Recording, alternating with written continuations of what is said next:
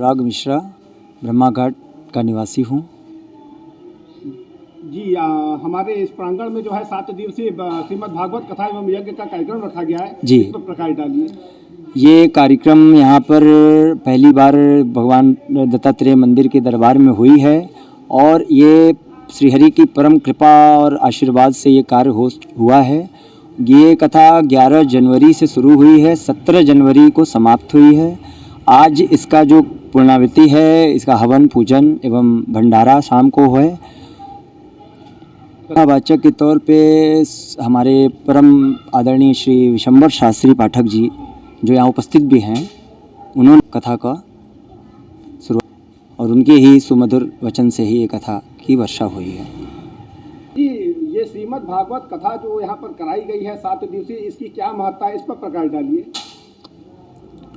नमो धर्माय महते नमः कृष्णाय वेधसे ब्राह्मणेभ्यो नमस्कृत्य धर्मान् वक्षे सनातनान् श्रीमदाचार्य चरणं शरणं सर्वदेहिनां अशेष दोष दहनं मस्तके राधतां मम। श्रीमद् भागवत भगवान परब्रह्म परमात्मा श्री कृष्णचंद्र का शब्दमय स्वरूप है। भगवान श्री कृष्ण अनेकानेक रूपों से जो है प्राप्त होते हैं। उसी क्रम में यदि उनके वांग्मय स्वरूप पर विचार करेंगे तो प्रत्यक्ष रूप से यह श्रीमद् भागवत जी रूपी जो महापुराण है, इसकी प्राप्ति होती। यह श्रीमद् भागवत जी महर्षि वेदव्यास जी की समाधि भाषा है।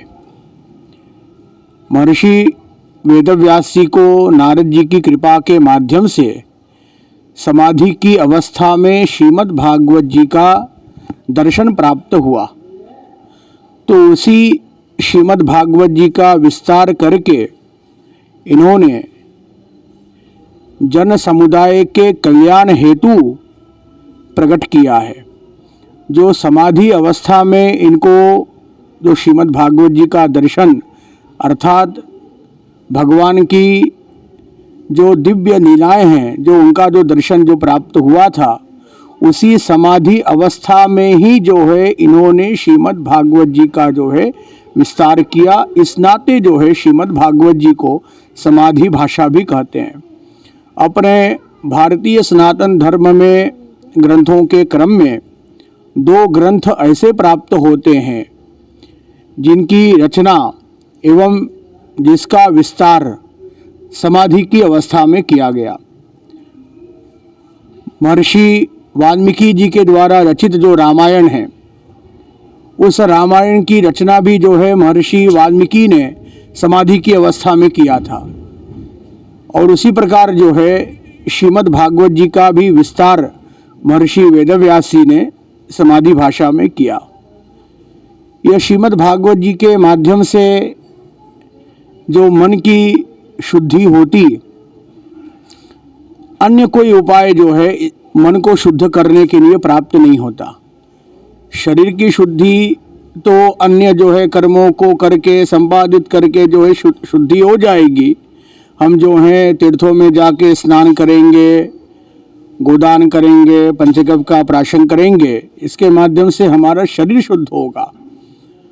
संभवतः मन के जो विकार हैं वह समाप्त नहीं होते।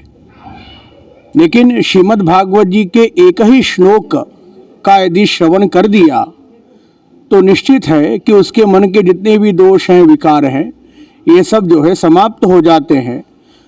एवं श्रीमद् भागवत जी की कथा के माध्यम से भगवान श्री कृष्ण की प्रसन्नता जो है प्राप्त होती है, उनका अनुग्रह जो है प्राप्त होता, जो कि सर्वोपरि है। यदि भगवत प्रसन्नता की प्राप्ति हो गई है तो लौकिक एवं अलौकिक जो भी सुख है वो अपने को जो है प्राप्त हो जाते हैं भगवत प्रसन्नता के माध्यम से। तो वह जो कृष्ण है, उनकी प्राप्ति, उनका अनुग्रह इसी श्रीमद् भागवत जी के श्रवण करने से जो है प्राप्त होती है। अन्य कोई दुर्गति प्राप्त यदि जीव हैं, उन जीवों को भी जो है सद्गति की प्राप्ति हो जाती है।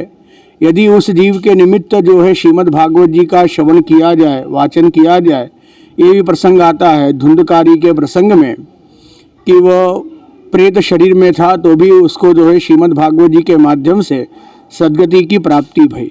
गुरु जी, हमारे चैनल के माध्यम से काशी वासियों को क्या संदेश देना चाहेंगे?